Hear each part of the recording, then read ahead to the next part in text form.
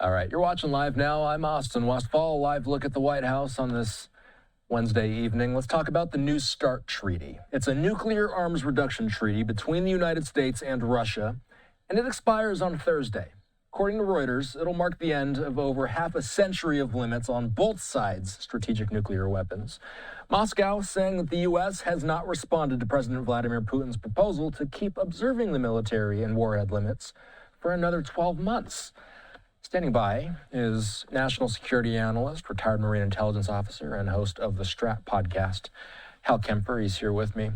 Let's just get a quick primer on the New START Treaty, Hal. A lot of people might not be familiar with what this is. What nuclear safeguards will be lost tomorrow?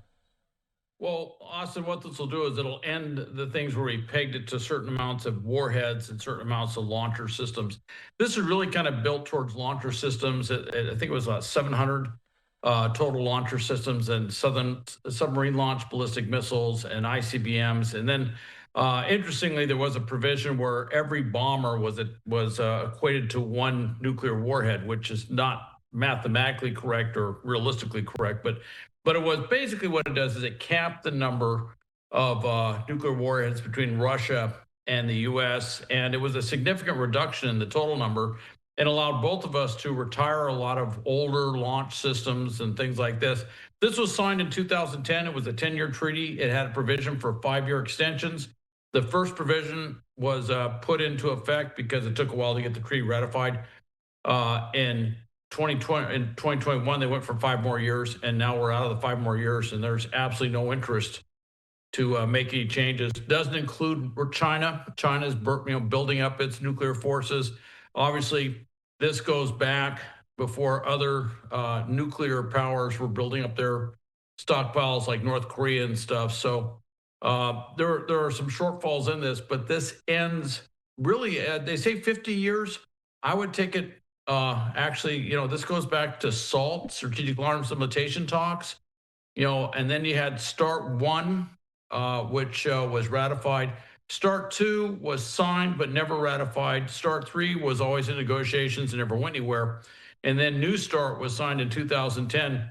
And interesting, the arch Kremlin saber rattler, Medvedev, was president of Russia, and he's the one who actually signed it, which I always find rather ironic considering his rhetoric over the last few years. Medvedev, and I was reading up on this today. President Obama and Medvedev signed the last deal in Prague in 2010. Mm-hmm. What level of cooperation was present back then that is not present today? We actually had kind of a rapport. We'd had some real questions about Putin, which in retrospect sounds like a very prudent thing to have.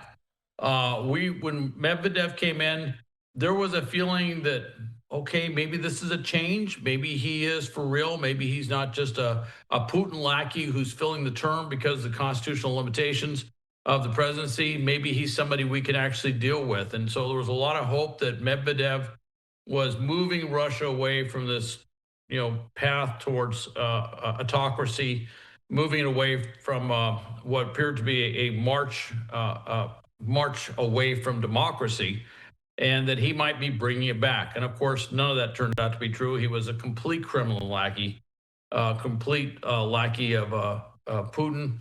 And but we did get this treaty signed. But I think part of it was that maybe at the time, Obama had put too much trust in his assessment of Medvedev as being sincere and wanting to do things like this. And the reality is, over time, nothing came out of it except for this treaty for the most part. And here we are with this major war in Europe with Russia engaged and absolutely no interest by anyone to sign any sort of treaty limiting nuclear weapons.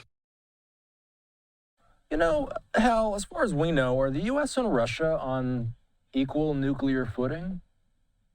I mean, rough parity.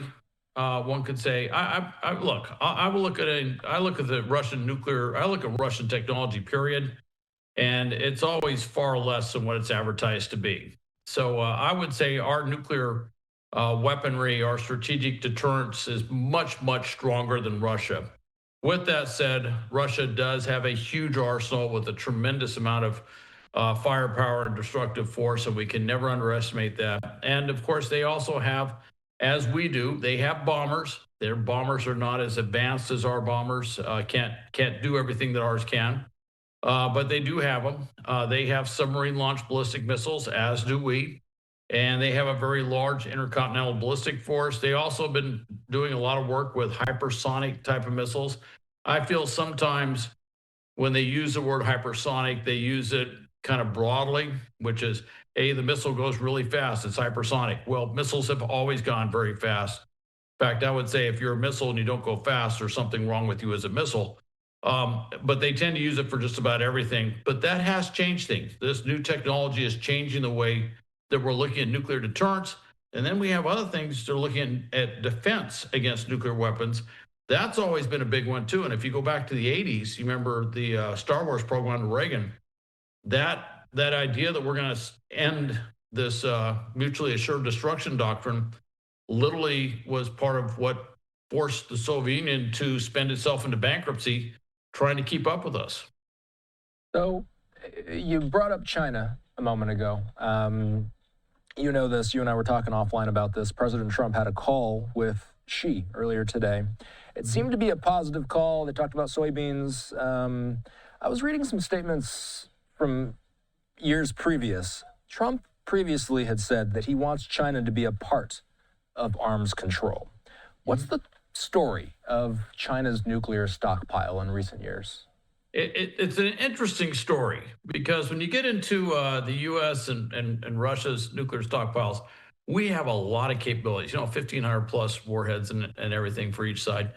Now you get to China, they've always been fairly low. For a long time, they were below a couple hundred warheads. Now they're into the hundreds, but they're increasing at an exponential rate. A very, very, maybe not exponential, but a very fast rate.